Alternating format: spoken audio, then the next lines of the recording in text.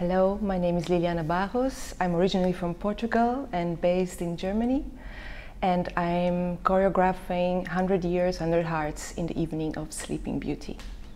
So the moment Thorsten approached me with this idea to indulge in the theme of Sleeping Beauty, for me was very clear. I wanted to research more about what exactly this tale was talking about. So I was not so much interested in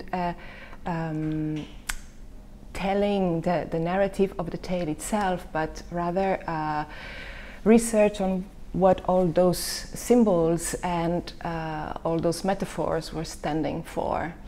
I wanted to continue in the line of a certain abstraction, which also follows my work. And so it was very important for me to grab those symbols and start the work from there.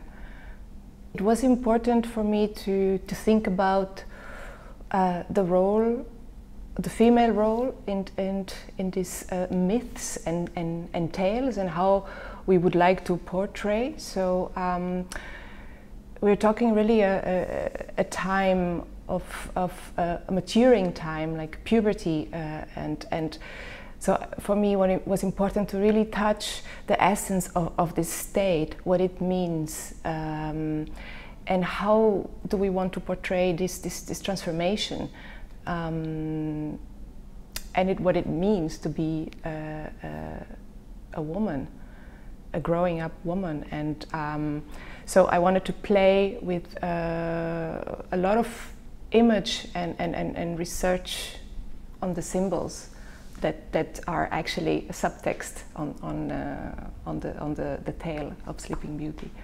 To portray these symbols and elements that happen in the tale, I chose to divide and to compose the piece on scenes.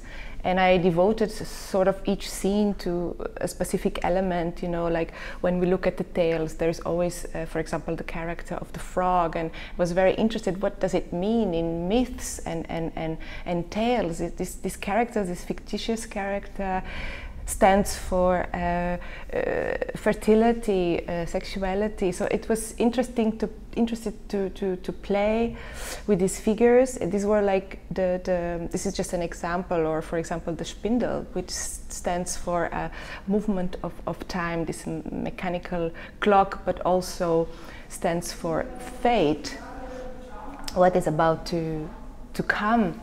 And so these were key words and elements to build scenes, but all scenes, so this, I built about 7 scenes in the piece that somehow they all connect together, not necessarily chronologically, but they all belong to a whole, so it all belongs to this state. That's where I mostly put my focus on when I want to talk about Sleeping Beauty. I want to talk about this state of awakening.